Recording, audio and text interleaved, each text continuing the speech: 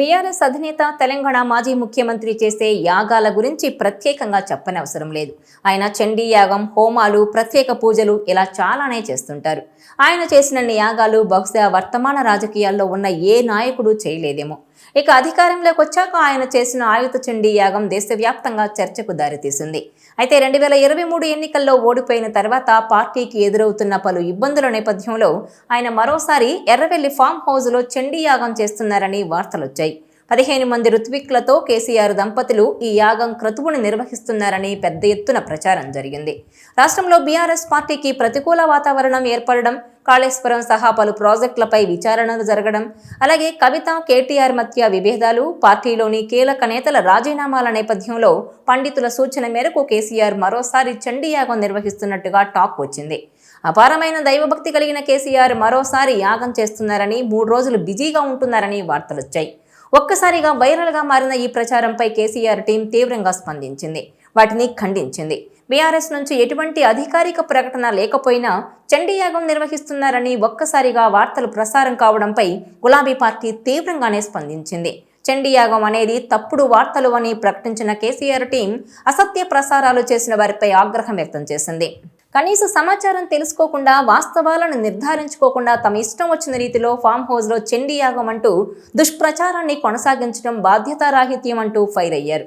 ఎన్నికల్లో ఓడిపోవడం, రాజకీయంగా ప్రస్తుతం కొంత ఇబ్బందులు ఎదుర్కొంటుండడంతో కేసీఆర్ చండీ యాగం నిర్వహిస్తున్నారన్న వార్తలతో బీఆర్ఎస్ పార్టీ వర్గాల్లో తీవ్ర కలకలం రేగింది. వెంటనే స్పందించిన కేసీఆర్ టీం వివరణ ఇచ్చింది. ఇదిలా ఉంటే రాజకీయంగా కేసీఆర్కు వరుసగా ఎదురు దెబ్బలు తగులుతున్నాయి. ఒకవైపు కాళేశ్వరం ప్రాజెక్టుపై జస్టిస్ పీసీ ఘోష్ కమిషన్ నివేదిక, మరోవైపు ఫోన్ ట్యాపింగ్ కేసు సహా గత 5 ఏళ్లలో ఎన్నో అక్రమాలు జరిగాయంటూ వాటిపై విచారణ జరుగుతోంది. ఈ ప్రతికూల పరిస్థితుల నుంచి గట్టెక్కేందుకు పార్టీకి మంచి రోజులు రావాలని ఆకాంక్షిస్తూ కేసీఆర్ ఈ యాగం చేస్తున్నారని ప్రచారం జరిగింది. ఇదిలా ఉంటే ఇటీవల కేసీఆర్ కుమార్తె కల్వకుంట్ల కవిత పార్టీ నాయకత్వంపై తన అసంతృప్తిని వ్యక్తం చేయడం, పార్టీలో గ్రూపు రాజకీయాలు పెరగడం కేసీఆర్కు తలనొప్పిగా మారాయి. ఈ అంతర్గత సమస్యల నుంచి బయటపడాలనే ఉద్దేశంతో కూడా ఆయన ఈ యాగం చేస్తున్నారని విశ్లేషకులు కూడా భావించారు. కానీ అది వాస్తవం కాదని ప్రకటించింది కేసీఆర్ టీం. మరోవైపు ఇటీవల మాజీ మంత్రి జగదీష్ రెడ్డితో కేసీఆర్ భేటీ కావడం ప్రాధాన్యత సంతరించుకుంది.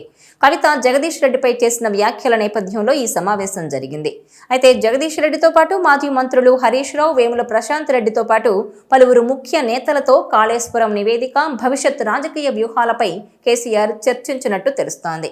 ఇదిలా ఉంటే తెలంగాణ సాధించిన ఘన చరిత్ర, 10 ఏళ్ల పాటు అధికారం కట్టబెడితే విశ్రాంత వయసులో వివాదాలు మూటగట్టుకున్న నాయకుడిగా మాజీ ముఖ్యమంత్రి కేసీఆర్ నిలిచిపోతున్నారా? ఆయన చుట్టూ పెద్ద చక్రబంధమే ఏర్పడనుందా అంటే అవుననే సమాధానమే వినిపిస్తోంది. పార్టీ పరంగా, రాజకీయాల పరంగా కూడా తీవ్ర కష్టకాలం ఎదుర్కొంటున్నారు కేసీఆర్. కుటుంబ కలహాలతో కుమార్తె కవిత రోడ్డెక్కి వేరుబాట పట్టారు. మరోవైపు ఒకప్పటి వీర విధేయులు కూడా మరింతగా కేసీఆర్కు ఇబ్బందులు తెచ్చిపెడుతున్నారు. మీరు తప్ప అని ఎంచుకొని మరీ టికెట్లు ఇచ్చిన నాయకులు ఒక్కొక్కరుగా దూరం అవుతున్నారు. ఇక కాళేశ్వరంతో బంగారు తెలంగాణ సాకారం అవుతుందని, రాష్ట్రం సస్యశ్యామలం అవుతుందని, ఇక్కడి రైతులు దేశానికి రారాజులు అవుతారని ఘనంగా ప్రకటించుకున్న బీఆర్ఎస్ అధినేత అదే కాళేశ్వరం తెచ్చిన చిక్కుల్లో పీకల్లోతు మునిగిపోయారు. పైకి గాంభీర్యం ప్రదర్శిస్తున్నా కూడా లోపల ఎక్కడో బెడిసి కొడుతున్న పరిణామాలు, ఆయన స్వరంలో వస్తున్న మార్పు వంటివి స్పష్టంగా కనిపిస్తున్నాయంటున్నారు. తెలంగాణ రాష్ట్రం సాధించి ఇక్కడ ప్రజల కోసమే ఉన్నానని తనను తాను పరిచయం చేసుకున్న కేసీఆర్ ఆ తర్వాత దేశవ్యాప్తంగా ఓ వెలుగు వెలగాలని టీఆర్ఎస్ను బీఆర్ఎస్ చేసిన నాటి నుంచి ఆయనకు ఒక్కొక్కటిగా కష్టాలు మొదలైపోయాయి. గత పార్లమెంట్ ఎన్నికల్లో ఒక్క సీటు కూడా గెలుచుకోనటువంటి పరిస్థితిని గతంలో ఎన్నడూ కేసీఆర్ చవిచూడలేదు. ఊహించని విధంగా ఓడిపోయి తన రాజకీయ ప్రత్యర్థి రేవంత్ రెడ్డి సీఎం అవుతారని ఏనాడు లెక్కలు వేయలేదు కేసీఆర్. అయితే తన మీద కక్షతోనే తనకు సెగ పెడుతున్నారన్న వాదన వినిపిస్తున్న బలమైన గళం వినిపించలేని పరిస్థితి మేడిగడ్డ రూపంలో కళ్లకు కడుతోంది. గొర్రెల పంపిణీలో 550 కోట్ల వరకు బొక్కేశారన్న ఏసీబీ వాదనను తిప్పికొట్టలేని పరిస్థితి కూడా నెలకొంది. బతుకమ్మ చీరల నుంచి గొర్రెల పంపిణీ వరకు, నర్సింగ్ ఉద్యోగాల నుంచి నేటి సాగు ప్రాజెక్టుల వరకు కావాలనే రేవంత్ రెడ్డి ప్రభుత్వం తమను టార్గెట్ చేస్తుందని ఎదురుదాడి చేస్తున్నా ఏమీ చేయలేక చేతులెత్తేయడం మరో ప్రధాన సమస్యగా మారింది.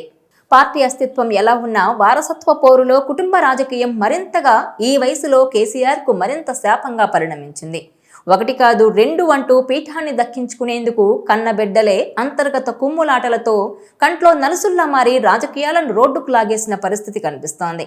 ఫార్ములా ఈ రేసు, ఫోన్ ట్యాపింగ్ కుంభకోణాల్లో కుమారుడు, లిక్కర్ కేసుల్లో కుమార్తె చిక్కుకొని ఇప్పుడు కాళేశ్వరం కుంభకోణంలో తానే స్వయంగా విచారణను ఎదుర్కొనే స్థితి వస్తుందని గాని, ఇలా ఎదురీతలు వస్తాయని గాని కేసీఆర్ ఏనాడు ఊహించి ఉండరు.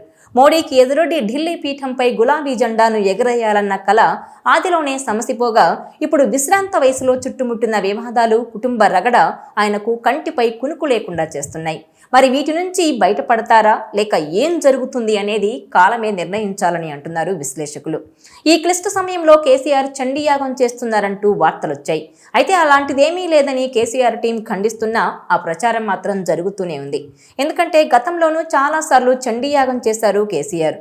అందుకే ఇప్పుడు కష్టకాలంలో చండీయాగం చేస్తే ఫలితం ఉంటుందని పలువురు సూచించారని చెబుతున్నారు.